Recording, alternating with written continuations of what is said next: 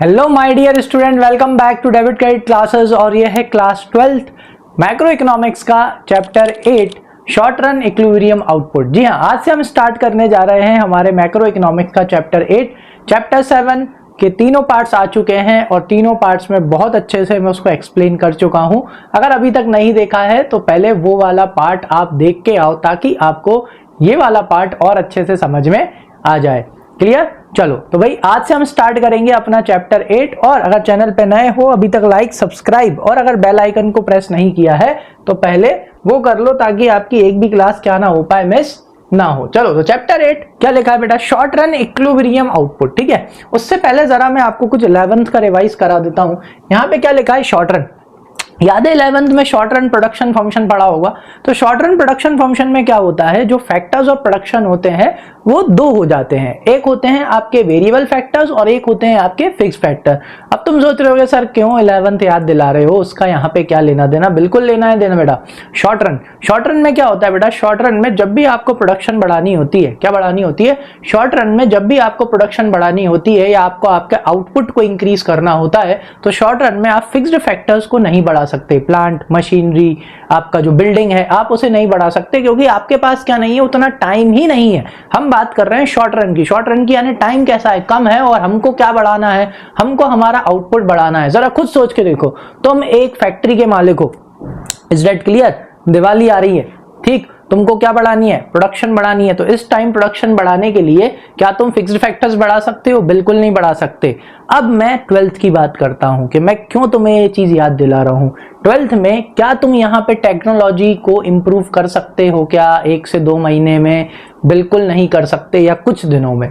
समझ में आई बात? क्लियर है कि नहीं? क्योंकि बेटा टेक्नोलॉजी को डेवलप होने में क्या लगता है? टाइम लगता है। यानी कि शॉर्ट रन इक्विलिब्रियम आउटपुट, यानी कि शॉर्ट रन में हम क्या सीखने वाले हैं कि भाई शॉर्ट रन में अगर हमको क्या बढ़ानी है बेटा? प्रोडक्शन बढ़ानी है या आउटपुट बढ़ाना है तो यहाँ पे आउटपुट बढ़ाने के लिए हम क्या बढ़ा सकते हैं? हम लेबर बढ़ा सकते हैं। क्या बढ़ा सकते हैं? सिर्फ लेबर बढ़ा सकते हैं। और यहाँ पे टेक्नोलॉजी क्या हो जाती है? कांस्टेंट हो जाती है, क्योंकि हमारे पास में इतना टाइम नहीं है। क्या नहीं है? यस, हमारे पास में इतना टाइम नहीं है कि हम किसे बढ़ा सकें, हमारे फिक्स्ड फैक्टर्स को बढ़ा सकें या हम टेक्नोलॉजी को क्या कर सकें? इंप्रूव कर सकें। क्यों? क्योंकि टेक्नोलॉजी को इंप्रूव करने में टाइम लगता है, उसमें रिसर्च होती है, फिर उसके बाद में टेस्ट किए जाते हैं, उसके बाद में जाके जो आपकी टेक्नोलॉजी होती है वो बेटा क्या होती है? अपग्रेड होती है।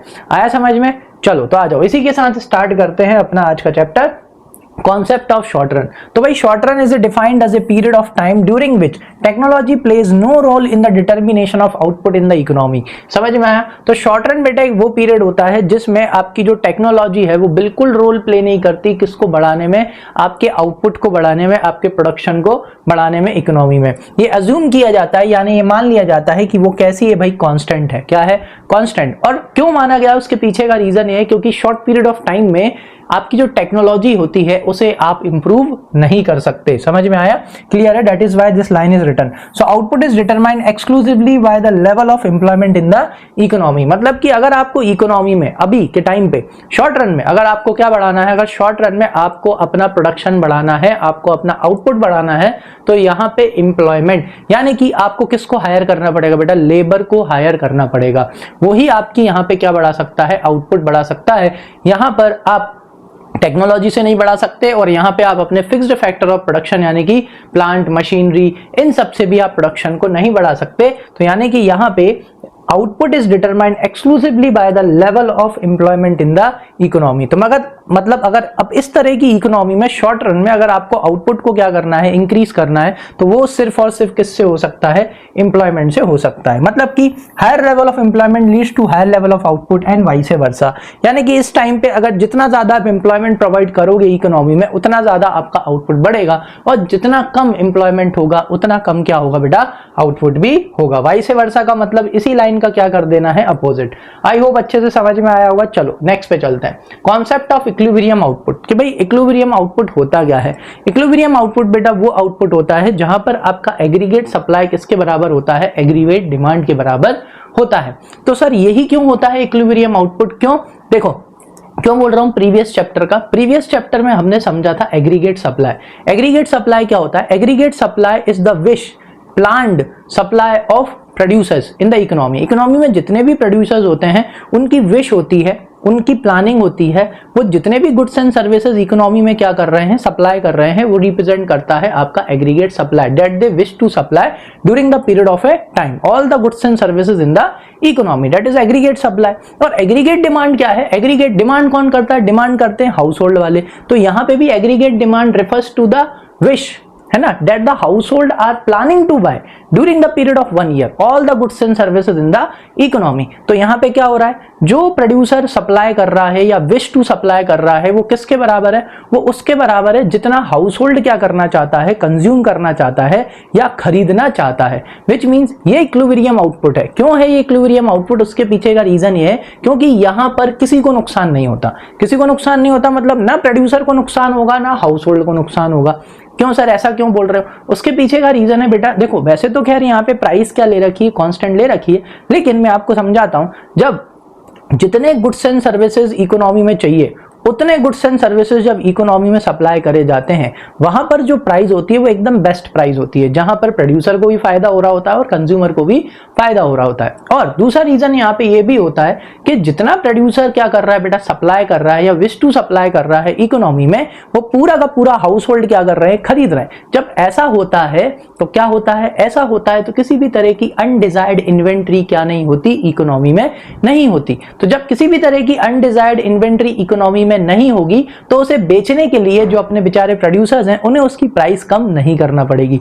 और वो छोड़ो, अगर मान के चलो जो प्रोड्यूसर्स की अनडिजायर्ड इन्वेंट्री बचती है, यानी जब प्रोड्यूसर की इन्वेंट्री बचती है जो कि बिक नहीं पाती, तो फिर प्रोड्यूसर क्या करेगा बेटा, अगली बार वो क्या करेगा, अगली बार वो करेगा अरे यार मैंने इतने सारे गुड्स बनाए लेकिन वो बिके ही नहीं, तो अब वो नेक्स्ट टाइम जब वो प्रोडक्शन करेगा वो लेस प्रोड्यूस करेगा। लेस प्रोड्यूस करेगा मतलब less employment in the economy. Economy वो एम्प्लॉयमेंट क्या हो जाएगी, कम हो जाएगी। क्यों, क्योंकि उसे प्रोडक्शन कैसी करनी है, कम, क्योंकि अगली बार के लिए तो वो कम ही प्रोड्यूस करेगा ना। वो कहेगा अरे यार बच गए थे गुड्स, इस बार क्या करूंगा, कम। कम प्रोड्यूस करेगा मतलब एम्प्लॉयमेंट कम, एम्प्लॉयमेंट कम मतलब इनकम कम, इनकम कम मतलब डिमांड कम, डिमांड कम मतलब लो इक्विलिब्रियम। अगली बात समझ में कि नहीं आई, चलो आ जाओ अब यहां पर देखते हैं। So concept of equilibrium output क्या है कि भाई इक्विलिब्रियम आउटपुट कहां पर आता है। इक्विलिब्रियम आउटपुट की बात करें या कॉल्ड इक्विलिब्रियम जीडीपी, क्योंकि एग्रीगेट सप्लाई, सप्लाई मतलब बेटा production of goods and services मतलब वैल्यू एडिशन, वैल्यू एडिशन मतलब इनकम और इनकम मतलब जीडीपी, ठीक है। सो जीडीपी और equilibrium income refers to that level of output in the economy where aggregate supply is equals to aggregate demand. अब भी हाल मैंने आपको पूरा समझाया। तो एग्रीगेट सप्लाई क्या होती है, refers to desired level of output in the economy, desired level of output in the economy, यानी इकोनॉमी में जितने भी प्रोड्यूसर्स हैं, ठीक है, जो भी वो wish to supply, plan to produce all the goods and services in the economy during the period of 1 year. It is not an actual supply, actual supply नहीं है। Whatever all the producers are planning to supply or wish to supply in the economy, that is our aggregate supply. That is why it is called aggregate supply, refers to desired level of output in the economy. It is the level of GDP that the producer wish to produce. समझ में आ गया, ये वो level है GDP का जो कि प्रोड्यूसर क्या कर रहा है, wish to produce in the economy during an accounting year, also called ex ante aggregate supply. It is not actual supply, it is what, एक तरह से desired, is that clear, wish, planned. चलो, और aggregate demand क्या होती है, on the other hand refers to the level of GDP that the buyers wish to buy during an accounting year. ये भी मैंने आपको अभी हाल समझाया। Also called ex ante aggregate demand, समझाया था कि नहीं समझाया था। Aggregate demand refers to, demand कौन करता है बेटा, हाउस होल्ड, यानी कि कौन करते हैं, कंज्यूमर्स। तो aggregate demand refers to the demand of all the consumers, और we can say all the household in the economy during the period of 1 year, whatever they are wish to buy, whatever they are wish to consume, इस एक साल के अंदर अंदर, ठीक है, all the goods and services, ठीक है। आ गई बात समझ में। तो आगे यहाँ पे क्या लिखा है, the equilibrium GDP means that level of GDP where what the producer wish to produce is exactly equal to what the buyers wish to buy। यानी कि यहाँ पे क्या है कि भाई जो भी प्रोड्यूसर विश कर रहा है क्या करने को, प्रोड्यूस करने को, एग्जैक्टली वो किसके बराबर है, जो भी बायर विश कर रहा है उसे क्या करने को, कंज्यूम करने को। तो यहाँ पे क्या होगा, during an accounting year so that there is no excess production or unwanted stock with the producer। तो इस तरह से इकोनॉमी में क्या होता है, इकोनॉमी में एक्सेस स्टॉक नहीं बचता, या मैं कहूं कि अनडिजायर्ड स्टॉक नहीं बचता, जो कि बहुत अच्छी चीज है। क्यों, क्योंकि अगर अनडिजायर्ड स्टॉक बचेगा, क्या बचेगा, अगर अनडिजायर्ड स्टॉक बचेगा तो नेक्स्ट टाइम प्रोड्यूसर क्या करेगा बेटा, नेक्स्ट टाइम प्रोड्यूसर कम प्रोड्यूस करेगा, next time he will plan to produce less. If next time he will plan to produce less, then what will happen, वो क्या करेगा, जो एक्सेस उसके पास एम्प्लॉइज हैं उन्हें निकाल देगा, एम्प्लॉयर को निकाल देगा। सबसे पहला काम वो यही करेगा, क्योंकि उसे प्रोडक्शन क्या करनी है, कम। वो अपनी मशीन उठा के थोड़ी फेंकेगा, समझ में आ रही बात की नहीं, वो तो किसको निकालेगा, वो लेबर को निकालेगा। लेबर को निकालेगा तो क्या आएगी, अनएम्प्लॉयमेंट। अनएम्प्लॉयमेंट सारे प्रोड्यूसर्स यही करेंगे, सबसे पहले वो अपनी लेबर को निकालेंगे। लेबर को निकालेंगे, क्या आएगा, अनएम्प्लॉयमेंट आएगा। अनएम्प्लॉयमेंट आएगा तो क्या होगा बेटा, इनकम कम। इनकम कम तो क्या हो जाएगी, लोगों की डिमांड कम। डिमांड कम, डिमांड कम तो बेटा automatically production of goods and services क्या होंगे, कम होंगे।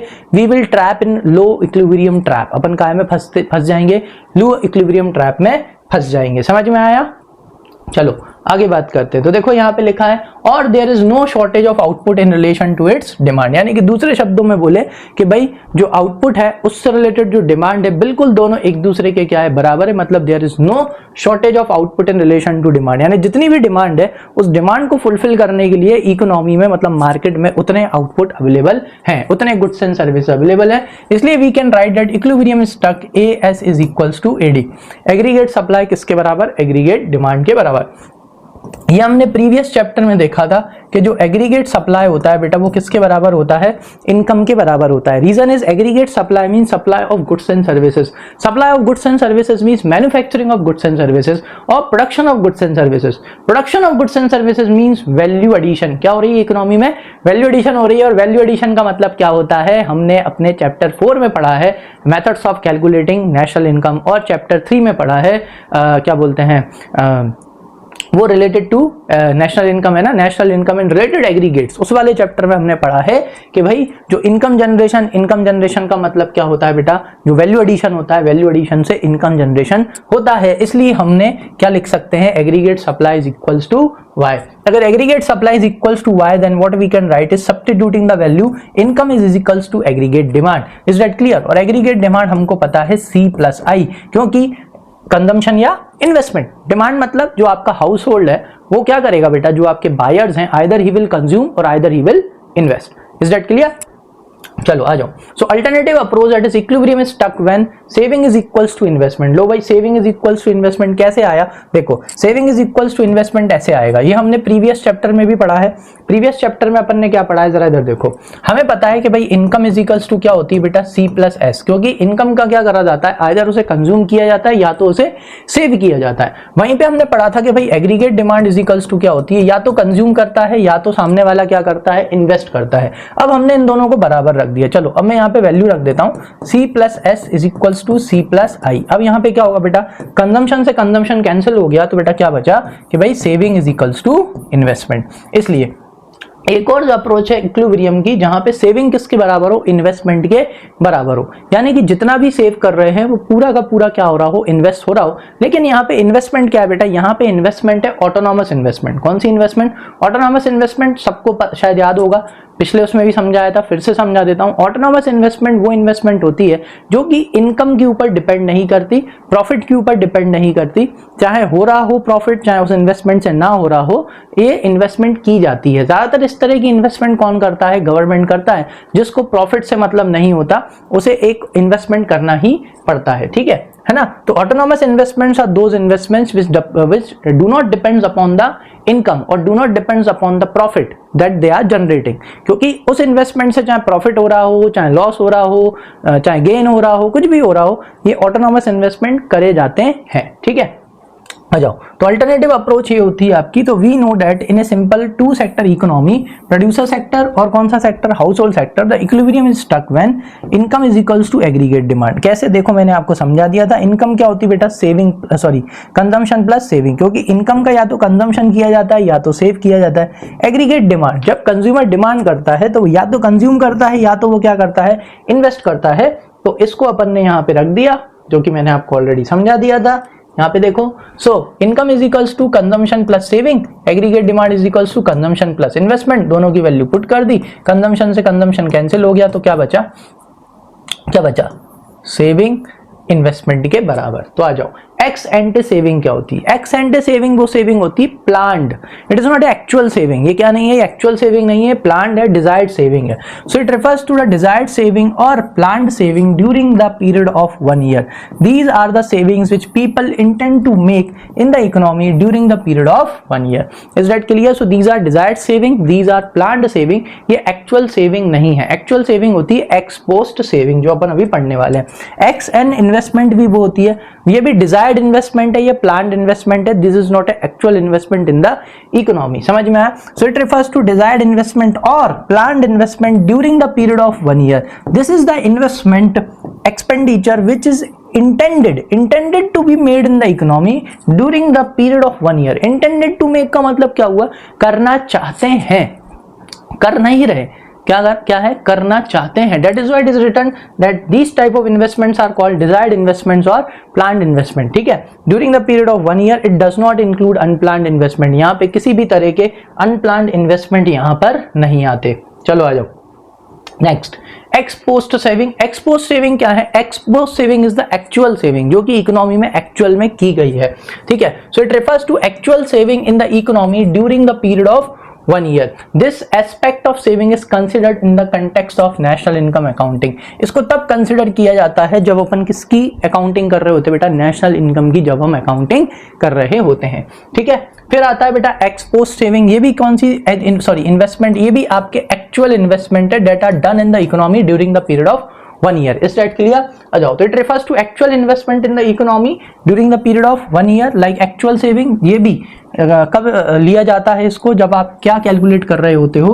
नेशनल इनकम की अकाउंटिंग कर रहे होते हो। तो like actual saving this aspect of investment is considered, यानी जो एक्चुअल इन्वेस्टमेंट किया जाता है उसे अपन कंसिडर करते हैं जब अपन किसकी अकाउंटिंग कर रहे होते हैं? नेशनल इनकम की जब हम अकाउंटिंग कर रहे होते हैं। ठीक है? इसमें दोनों आते हैं, इसमें प्लान्ड इन्वेस्टमेंट भी आते हैं as well as unplanned investment भी आते हैं। प्लान्ड मतलब जिनके बारे में पहले से क्या करी जाती है? प्लानिंग की जाती है। अनप्लान्ड मतलब जिनके बारे में पहले से प्लानिंग नहीं की जाती, वो वाले इन्वेस्टमेंट। ठीक है? चलो नेक्स्ट, इसके बाद में क्या लिखा है बेटा? डिटर्मिनेशन ऑफ इक्विलिब्रियम आउटपुट और जीडीपी और इक्विलिब्रियम इनकम। चलो, तो सबसे पहली अप्रोच अपन देखेंगे aggregate supply is equals to aggregate demand approach, और या बोलते हैं इक्विलिब्रियम जीडीपी और इक्विलिब्रियम इनकम। आ जाओ। So according to this approach equilibrium GDP और इक्विलिब्रियम इज अचीव्ड व्हेन, है ना, aggregate supply is equals to aggregate demand, जो कि मैंने आपको पहले ही समझा दिया है। चलो आ जाओ। सो एएस हमको पता ही है क्या है। AS refers to planned output in the economy, it is indicated by 45 degree line from the origin. ठीक है? तो ये होता है भाई आपका एग्रीगेट सप्लाई, और एग्रीगेट सप्लाई किससे रिप्रेजेंट किया जाता है? 45 डिग्री लाइन से। क्यों किया जाता है? उसके पीछे का रीजन क्या होता है? क्योंकि ये अज्यूम किया जाता है कि भाई इकोनॉमी में क्या होती है? इकोनॉमी में एक्सेस कैपेसिटी होती है। क्या होती है? एक्सेस कैपेसिटी होती है। इस वजह से एग्रीगेट सप्लाई की 45 डिग्री लाइन बनाई जाती है। क्यों? ताकि अगर इकोनॉमी में एग्रीगेट डिमांड बढ़े, क्या बढ़े? क्योंकि एग्रीगेट डिमांड बढ़ती है तो प्रोपोर्शनेटली एग्रीगेट सप्लाई भी क्या होती है? बढ़ती है। क्योंकि इकोनॉमी में जब एग्रीगेट डिमांड बढ़ेगी, मतलब जब आपके जो बायर्स हैं, जब वो गुड्स एंड सर्विसेज की डिमांड करेंगे, तो ऑब्वियस सी बात है जो आपका प्रोड्यूसर है वो उन गुड्स एंड सर्विसेज को क्या करेगा? सप्लाई करेगा। तो इसलिए यहाँ पे एग्रीगेट सप्लाई की एक 45 डिग्री लाइन होती है, ताकि जैसे ही जो आपके बायर्स हैं, जो आपके हाउस होल्ड हैं, है ना, जैसे ही वो गुड्स एंड सर्विसेज की क्या करें? डिमांड करें, तो प्रोपोर्शनेटली किसको बढ़ाई जा सके बेटा? सप्लाई को भी बढ़ाई जा सके। तो ये जो जगह है, ये जो आपको खाली जगह दिख रही है, ये तो हो गई आपकी सप्लाई, लेकिन ये जो है ये कौन सी है? ये फ्यूचर में जो सप्लाई है वो बढ़ सकती है। समझ में आ गया? Proportionate to aggregate demand. देख लो, आ जाओ। So the 45 degree line indicates that aggregate supply and GDP are identical to each other, है ना। पहली बात तो ये कि भाई एग्रीगेट सप्लाई और इनकम क्या है? दोनों, या जीडीपी क्या है? आइडेंटिकल टू ईच अदर है, जिसके लिए मैंने आपको ऑलरेडी एक्सप्लेन कर दिया गया है क्यों। और aggregate supply is not related to the price. ठीक है? यहाँ पे एग्रीगेट सप्लाई किससे रिलेटेड नहीं है? प्राइस से रिलेटेड नहीं है। देखो, अगर यहाँ पे प्राइस को भी इन्वॉल्व कर देते ना, तो समझाने में क्या हो जाता बेटा? बहुत ज्यादा मुश्किल हो जाती। क्यों? क्योंकि बेटा अगर अपन ने सप्लाई पढ़ा है, आप डिमांड सप्लाई पढ़ चुके हो क्लास 11th में, आपने वहां पर देखा होगा बेटा, प्राइस अगर यहाँ पे भी ले लेते ना तो दिक्कत आ जाती, समझाने में प्रॉब्लम आती। तो इसलिए इन्होंने यहाँ पे प्राइस को क्या कर दिया है? कांस्टेंट कर दिया है। Is that clear? क्यों? क्योंकि सप्लाई तभी होती है जब क्या बढ़ती है? प्राइस बढ़ती है। ठीक है? चलो, तो as we are considering an economy where price remains constant. ठीक है, तो यहाँ पे अपन ये मान के चल रहे हैं कि प्राइस क्या है बेटा, कांस्टेंट है। So it is an economy, तो ये एक ऐसी इकोनॉमी है। क्यों है 45 डिग्री लाइन, इसलिए ही होती है इकोनॉमी जिसमें क्या है बेटा, एक्सेस कैपेसिटी है, जहां पर AS respond proportionately to the aggregate demand and price remains unaffected. ठीक है, तो यहाँ पे जैसे ही एग्रीगेट डिमांड बढ़ेगी तो उसके प्रोपोर्शनेटली क्या बढ़ेगा, एग्रीगेट सप्लाई भी बढ़ेगा। मैंने आपको अभी हाल बताया था, जैसे ही इकोनॉमी में एग्रीगेट डिमांड बढ़ेगी तो जो producers will react and they will supply those goods and services in the economy. आ जाओ, तो एग्रीगेट डिमांड क्या होती है, जो कि अभी हाल मैंने आपको समझाया था। Aggregate demand refers to desired expenditure. कौन सा एक्सपेंडिचर होता है, this is desire expenditure or planned expenditure or wished expenditure that in the economy during an accounting year. ठीक है, इट हैज टू कंपोनेंट्स, यहाँ पे दो कंपोनेंट्स होते हैं, एक होता है डिजायर्ड कंजम्पशन एक्सपेंडिचर और एक होता है डिजायर्ड इन्वेस्टमेंट एक्सपेंडिचर। इसलिए aggregate demand is equals to consumption plus investment. This is desired consumption expenditure, this represents desired investment expenditure. चलो, तो यहाँ पे अगर आप ये देखोगे तो ये जो इन्वेस्टमेंट है, यहाँ पे ये कौन सा इन्वेस्टमेंट है बेटा, autonomous investment at all the levels of income. Is that clear, मतलब कि आपके चाहे कितनी ही लेवल ऑफ इनकम हो, यहाँ पे जो आपका इन्वेस्टमेंट रहने वाला है वो कैसा रहने वाला है, ऑटोनॉमस इन्वेस्टमेंट रहने वाला है। मतलब autonomous investments are those investments which do not affect with the level of income, जो इनकम के लेवल से क्या नहीं करते, इफेक्ट नहीं करते। ज्यादातर इस तरह का इन्वेस्टमेंट कौन करती है, गवर्नमेंट करती है। ठीक है, क्योंकि जो प्राइवेट वाले होते हैं उनका तो इन्वेस्टमेंट बेटा किससे इफेक्ट पड़ता है, उनका इन्वेस्टमेंट प्रॉफिट से इफेक्ट पड़ता है। ठीक है, इनकम से इफेक्ट पड़ता है। चलो आ जाओ, अब यहाँ पे ये अपन ऑलरेडी देख चुके हैं बेटा, अपन ने प्रीवियस उसमें देखा था। ये देखो भाई, इनकम बेटा हमेशा कहाँ से चालू होती है, जीरो से चालू होती है। इज दैट क्लियर, और जो कंजम्पशन होता है वो कहाँ से चालू होता है बेटा, ऊपर से चालू होता है। यहाँ पे 30 से चालू हुआ है। क्यों, क्योंकि at zero level of income also what we have autonomous consumption. क्यों, सर्वाइवल के लिए। पिछले चैप्टर में हमने पढ़ा है फूड, क्लोथिंग और शेल्टर। इज दैट क्लियर, ये तीन चीजें हैं, ये तीन चीजों में से पहली दो चीजें फूड और क्लोथिंग। इज दैट क्लियर, तो ये तो क्या है बेटा, ये तो जरूरी है, चाहे आपकी इनकम हो चाहे ना हो, ये तो आप क्या करोगे, कंज्यूम करोगे ही, काय के लिए, सर्वाइवल के लिए। इसलिए भले ही चाहे इनकम जीरो हो, क्या होता है बेटा, उस टाइम पे भी ऑटोनॉमस कंजम्पशन होता है। ठीक है, इसलिए इसे कौन सा कंजम्पशन बोलते हैं, ऑटोनॉमस कंजम्पशन, क्योंकि इससे कोई फर्क नहीं पड़ता कि आपकी इनकम कितनी है।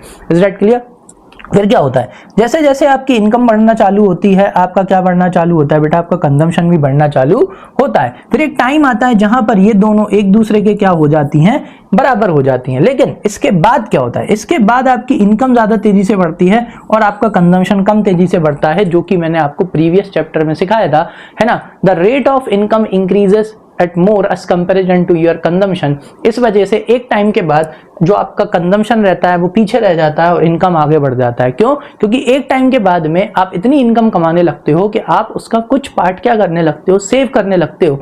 उसके पीछे का भी मैंने आपको रीजन समझाया था, क्योंकि बहुत सारे गुड्स सर्विसेज जो आपको खरीदने थे, कंज्यूम करने थे, वो आप यहाँ पर उन्हें क्या कर चुके होते हो बेटा, कंज्यूम कर चुके होते हो। आप घर बना चुके होते हो, गाड़ी ले चुके होते हो। मतलब एक सिंपल से एग्जाम्पल से मैं आपको समझा रहा हूँ। ठीक है, इस वजह से जब आपकी इनकम और ज्यादा बढ़ जाती है तो you start saving some part of your income. ठीक है, ये रिप्रेजेंट कर रहा है आपकी क्या, ये रिप्रेजेंट कर रहा है आपकी सेविंग। समझ में आया, क्लियर है। चलो इधर आ जाओ, क्या लिखा है, consumption and investment function combined. अब इनको हमने क्या कर दिया है बेटा, कंबाइंड कर दिया। क्या कर दिया, कंबाइंड। अब देखो, ये अपना क्या था, इन्वेस्टमेंट। ठीक है, ये आपकी क्या थी बेटा, इनकम। ठीक है, और ये क्या था, ये आपका कंजम्पशन था। ठीक है, अब अपन ने क्या करा, जो आपका कंजम्पशन था, कंजम्पशन में बेटा अपन ने किसको जोड़ दिया, इन्वेस्टमेंट को जोड़ दिया। Consumption plus investment is equals to AD. तो यहां पर अपना क्या निकल के आ गया बेटा, एग्रीगेट डिमांड निकल के आ गया। अब जरा यहां पे देखो, आपका कंजम्पशन सॉरी आपकी इनकम कितनी थी, 0, आपका कंजम्पशन कितना था, 20, और उस टाइम पे ऑटोनॉमस इन्वेस्टमेंट, मैंने बोला था ना इस तरह का इन्वेस्टमेंट गवर्नमेंट ही कर सकती है। कितने का इन्वेस्टमेंट कर रही है, 20 का। तो भाई इकोनॉमी में एग्रीगेट डिमांड कितने की होगी बेटा, 50 की। फिर इनकम कितनी हुई बेटा, 20, कंजम्पशन बढ़ेगा, कितने का हो गया, 40 का, है ना। इन्वेस्टमेंट ऑटोनॉमस ही रहेगा अपना, तो अब कितने का हो गया एग्रीगेट डिमांड, 60 का। तो बस ऐसा चलता जाएगा चलता जाएगा। फिर यहाँ पे एक टाइम आएगा, ये देखो एक टाइम आएगा जहां पर क्या होगा, जहां पर your income will be equals to aggregate demand, और what we say is aggregate supply will be equals to aggregate demand.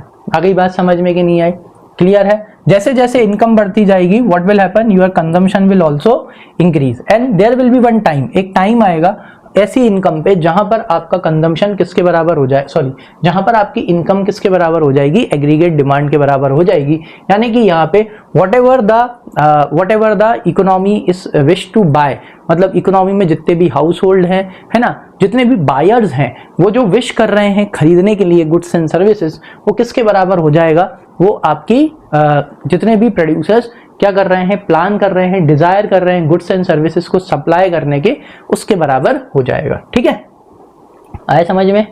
चलो नेक्स्ट पे आते हैं।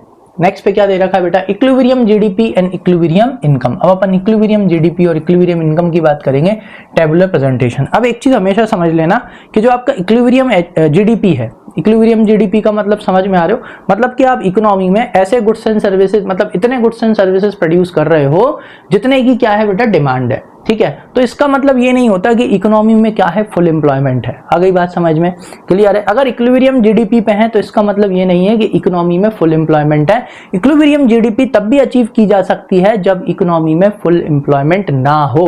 अंडर एम्प्लॉयमेंट में भी फुल एम्प्लॉयमेंट को अचीव किया जा सकता है। ठीक है, चलो आ जाओ। तो equilibrium GDP in terms of equality between aggregate supply and aggregate demand. ठीक है, ये यहाँ पे सब जगह वाई वाई आ गया तो इसको काट देना। ठीक है, चलो। इनकम जीरो थी तो उस टाइम पे कंजम्पशन कितना था बेटा, 30, that is autonomous consumption. Autonomous investment irrespective of our income कितना, 20, समझा दिया था मैंने, गवर्नमेंट ही करेगी। तो कितने का आएगा एग्रीगेट डिमांड, 50 रुपीज का, इकोनॉमी में मनी जाएगा ना। फिर उसके बाद में इधर आओ, इनकम हो गई कितनी, 20, लो भाई कंजम्पशन बढ़ गया, कितना हो गया 40, पिछले चैप्टर में पढ़ा है। Consumption and income are directly related. ठीक है, दोनों का डायरेक्ट रिलेशनशिप होता है, इनकम बढ़ती है तो कंजम्पशन बढ़ता है। इन्वेस्टमेंट कितना रहेगा बेटा अपना 20, तो लो भाई अब एग्रीगेट डिमांड कितना हो गया 60, C प्लस आई। ऐसे करते करते ये देखो, ये देखो यहाँ पे क्या हो गया,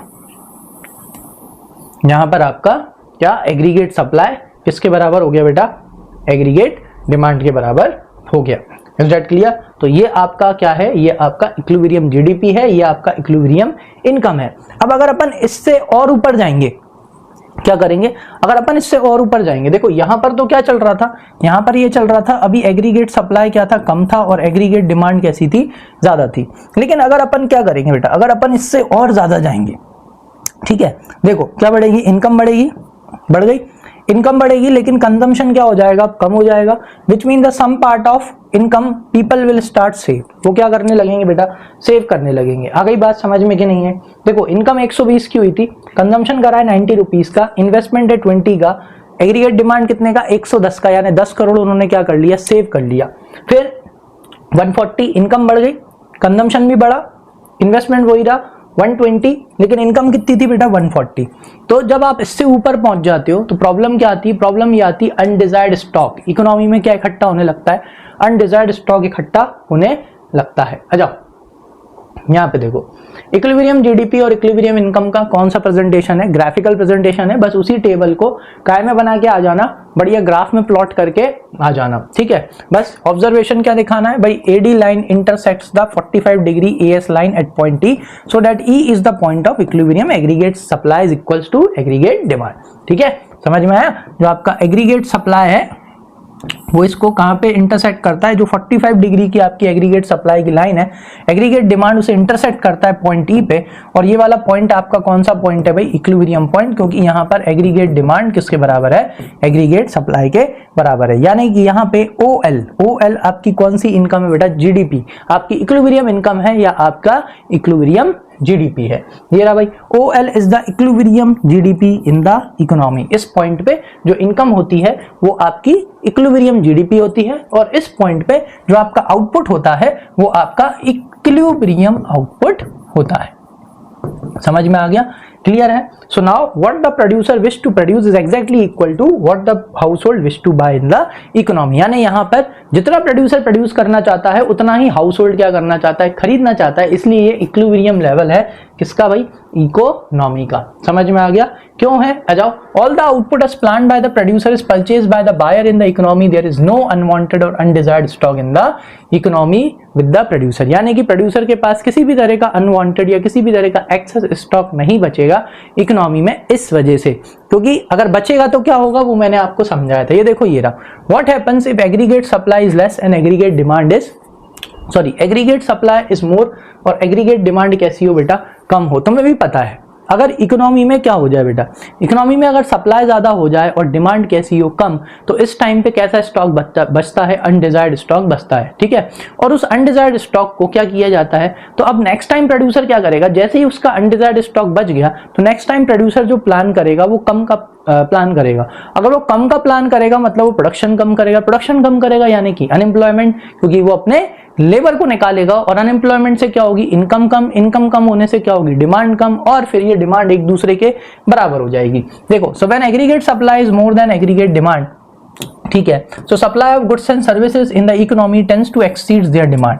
तो यहाँ पे ज्यादा गुड्स एंड सर्विसेज हो गए और डिमांड कैसी है बेटा, कम है, तो इससे रिजल्ट क्या निकलेगा, some of the goods would remain unsold. बिल्कुल, जब आपने सप्लाई ज्यादा कर दी और मार्केट में डिमांड कम है तो क्या सारे गुड्स बिकेंगे, बिल्कुल नहीं बिकेंगे, यहाँ पे कुछ अनडिजायर्ड स्टॉक बच जाएगा। So to clear undesired stock the producer would cut in the production. लो भाई, अब उस अनडिजायर्ड स्टॉक को क्या करने के लिए, क्लियर करने के लिए प्रोड्यूसर अपनी प्रोडक्शन में क्या कर देगा, कट कर देगा। खुद सोचो ना, अरे यार अपन ने प्रोडक्शन की थी, सब तो बिके नहीं, एक काम करते हैं अगले साल या अगली बार अपन अब क्या करेंगे, प्रोडक्शन कम करेंगे।